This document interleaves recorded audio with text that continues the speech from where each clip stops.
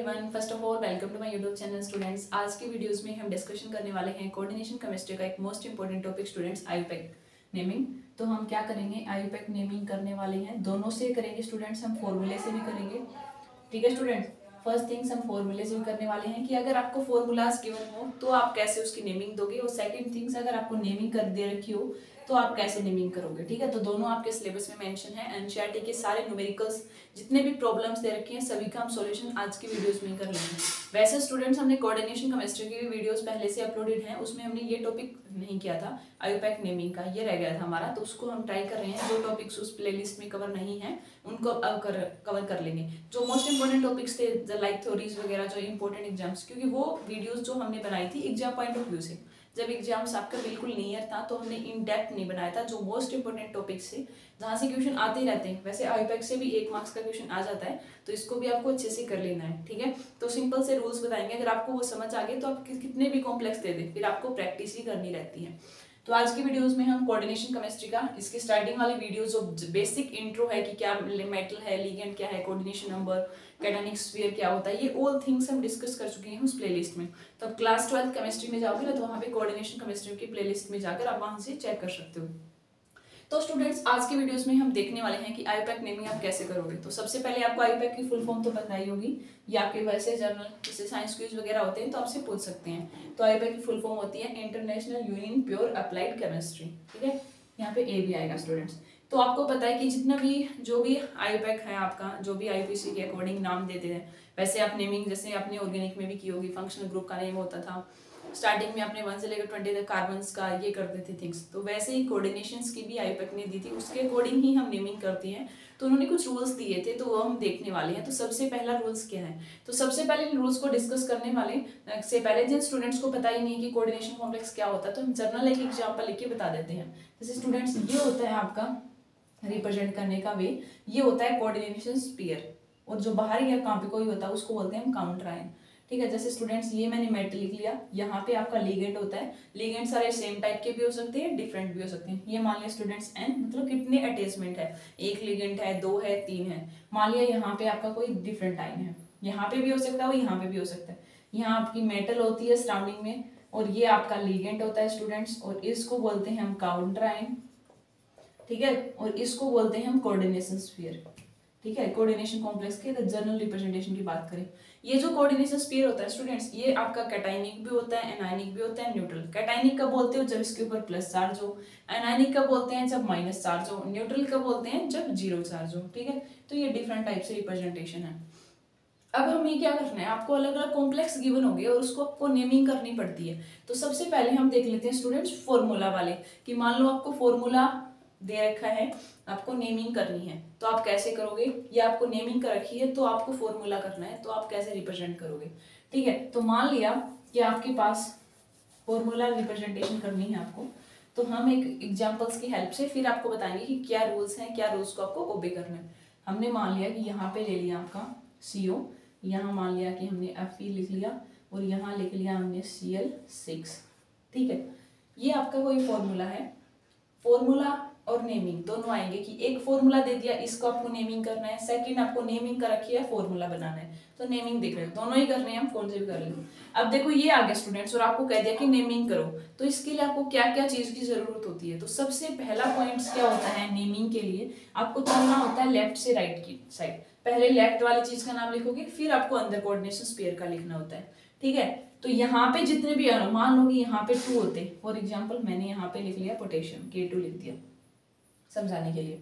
यहाँ पे आपका K2 लिख दिया हमने, और 2 है 3 है, इसके लिए आप बाई ट्राई टेट्रा कुछ यूज नहीं करोगे, यहाँ पे यूज करना होता है जो लिगेंड है ना आपके। अगर सिंपल लिगेंड है तो स्टूडेंट्स अगर 1 है तो आप मोनो यूज करते हो, अगर 2 हैं तो आप बाई यूज करते हो, 3 है तो ट्राई यूज कर लेते हो, टेट्रा यूज कर लेते हो, पेंटा, हेक्सा, इस टाइप से आप यूज कर लोगे, सिंपल लिगेंड है। लेकिन स्टूडेंट्स अगर यहीं कॉम्प्लेक्स में हो, फॉर एग्जांपल इन है, कॉम्प्लेक्स लिगेंड का क्या मतलब है, जिसमें पहले से ही 1-2 अल्फाबेट आ रहे हैं, जैसे इन की अगर फुल फॉर्म देखेंगे तो क्या है यहाँ पे, इथाइलिन डायमीन, देखो 3 वर्ड्स आ गए, तो एक कॉम्प्लेक्स होता है।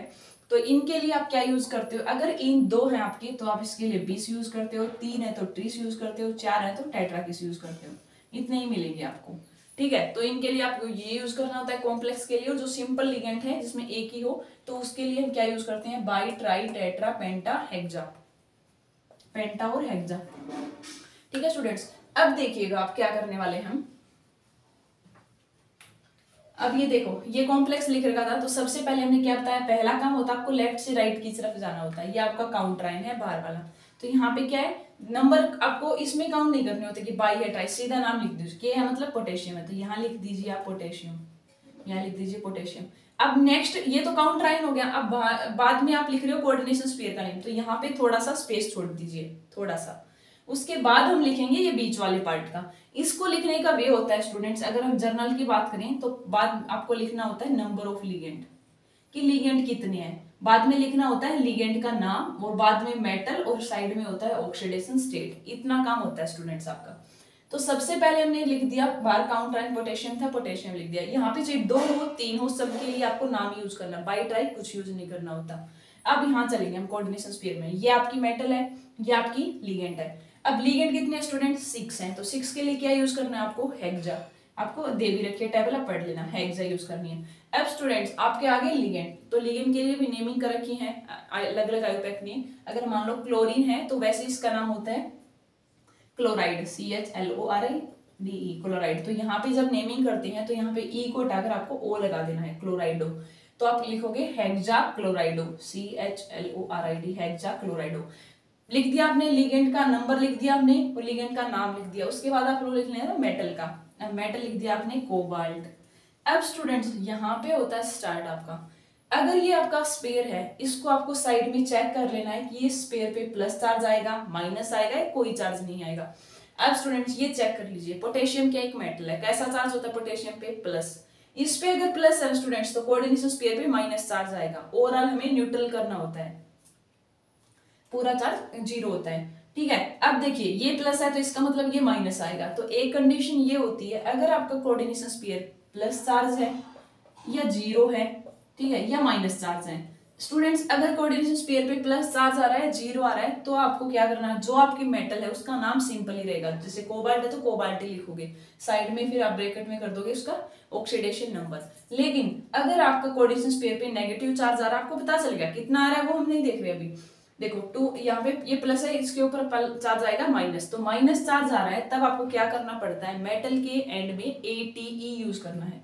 ये आयुपैक नहीं दे रखे, हमने खुद से कुछ नहीं बनाया, ATE। तो कोबाल्ट 8, तो यहाँ यूज करोगे कोबाल्ट 8। अब लगाना होता है स्टूडेंट्स ऐसे, आप पैरेंथेसिस यूज करोगे, और ऑक्सीडेशन स्टेट। अब ऑक्सीडेशन स्टेट निकाल लीजिए, कैसे आप निकालोगे ऑक्सीडेशन स्टेट। अब इसके ऊपर कितनी है, +2 है, यहाँ पे हो गया स्टूडेंट्स +2, और जिसका निकालना होता है उसको x मान लीजिए। क्लोरीन के ऊपर कितना हो गया, -6 = 0।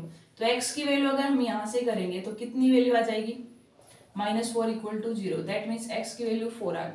तो चार्ज कितना आया इसके ऊपर, 4 आ गया। इसी चीज को आप ऐसे भी लिख सकते हो, जैसे CuCl6 -2 का रखा, तो आप क्या करोगे, x -6 = -2, -6 इस साइड जाएगा तो प्लस का, तो भी 4 ही वैल्यू आई, ऐसे भी कर सकते हो।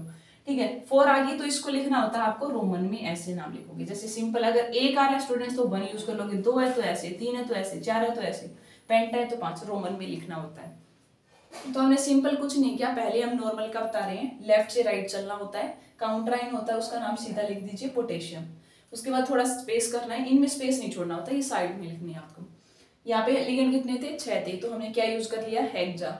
लिगेंड कौन है, क्लोरीन। क्लोरीन के लिए क्या यूज करोगे, क्लोराइडो। फिर लिखना होता है आपको मेटल क्या है, कोबाल्ट। चेक कर लोगे कि कोऑर्डिनेशन स्फीयर पे नेगेटिव चार्ज आ रहा है, पॉजिटिव आ रहा है, या 0 आ रहा है। अगर आपका नेगेटिव चार्ज आ रहा है तो आपको मेटल के एंडिंग में लगाना होता है ATE। ठीक है, फिर आप निकाल लीजिए ऑक्सीडेशन स्टेट। ऑक्सीडेशन स्टेट जिसके निकालनी होता है x, पोटेशियम पे +2 और यहाँ पे -6, तो ओवरऑल कितना आएगा, +4 आएगा। तो यहाँ हमने 4 रख लिया। ये हो गई है स्टूडेंट्स इसकी आयुपैक नेमिंग। ठीक है, एक तो ये होता है स्टूडेंट्स। सेकंड थिंग्स, ये तो था आपका नेमिंग कर दी, आपको होता है फॉर्मूला वाले में। अब मान लो इसी क्वेश्चन में आपको ये दे देता, ठीक है, हेक्सा ऐसे लिख देता, potassium hexa chloride cobalt 8 4th, तो इसको देखकर आपको ये फॉर्मूला बनाना आना चाहिए। कैसे करते, सबसे पहले ये चेक कर लीजिए कि आपको पता है जब आप फॉर्मूला बनाओगे तो यहाँ लिखना होता है आपको मेटल, पहले पहचान लीजिए। आगे लिख रहा हो इसका मतलब ये काउंटराइन है, हेक्साक्लोराइड इसका मतलब आपके लिगेंड कौन है, क्लोरीन है, और हेक्सा मतलब 6 है, और मेटल कौन है, कोबाल्ट। पता चल गया, इतना काम आपको यहाँ से ही पता चल जाएगा। और ये पोटेशियम है। फिर स्टूडेंट्स आपको फॉर्मूले में ये देखना पड़ता है कि पोटेशियम 1 आएगा, 2 आएगा, 3 आएगा, 4 आएगा, कितना चार्ज लाना है। अब स्टूडेंट्स आपको फॉर्मूले में मेंशन होगा कि कोबाल्ट की ऑक्सीडेशन स्टेट कितनी है, 4 आनी चाहिए। अब स्टूडेंट्स ये कोबाल्ट की ऑक्सीडेशन स्टेट 4 कब आ सकती है, वो इसके अकॉर्डिंग, अगर पोटेशियम पे +1 चार्ज है, यहाँ से +1, यहाँ से -6, तो कितनी आई 5, हमें लानी कितनी है 4।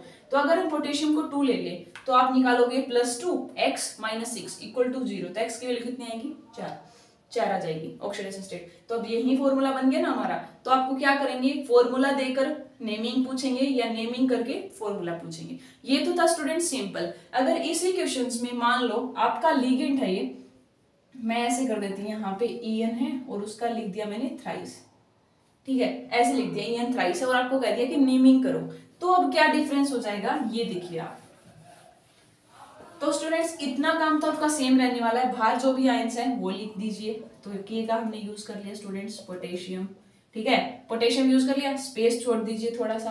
फिर आप यूज करोगे लिगेंड का। अब देखो लिगेंड स्टूडेंट्स यहाँ पे कॉम्प्लेक्स लिगेंड है, क्योंकि इसमें पहले से ही आ रहे हैं इथाइलिन डायमीन है, ठीक है। तो कॉम्प्लेक्स के लिए आपको यूज करना था 20 ट्रिस टेट्राकिस, 20 2 के लिए, ट्रिस टेट्राकिस के लिए, ठीक है। तो अब देखिए 3 है तो क्या यूज करोगे ट्रिस, तो यहाँ लिख दीजिए ट्रिस, और यहाँ पे ई की फुल फॉर्म लिख दीजिए इथाइलिन डायमीन, इथाइल डायमीन लिख दीजिए, इथाइल 1,2 डायमीन भी लिख सकते हो आप, ठीक है, ऐसे करके इथाइल 1,2 डायमीन ये लिख दीजिए आप ब्रैकेट में, ठीक है। ट्रिस इथाइल 1,2 डायमीन ये नाम लिख दिया आपने। अब आप करोगे मेटल का नाम लिखोगे कोबाल्ट।